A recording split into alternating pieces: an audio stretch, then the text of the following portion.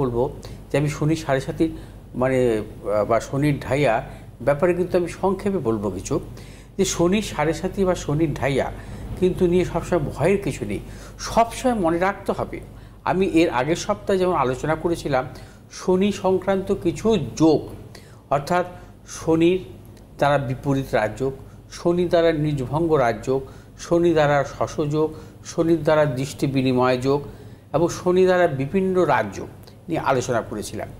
এবং আজকে যে বিষয়ে আলোচনা করব যে বিশেষ করে শনির যে সাড়ে সাতি বা শনির ঢাইয়া কখন আপনার জীবনে সমস্যার সৃষ্টি করতে পারে। যখন আপনার মেষ রাশি হোক বা মীন রাশি হোক, আপনার ভয় যে এখন বোধহয় শনি সাড়ে সাতি চলছে, আমার জীবনে সমস্যা আসতে পারে, এটা সম্পূর্ণ ভুল।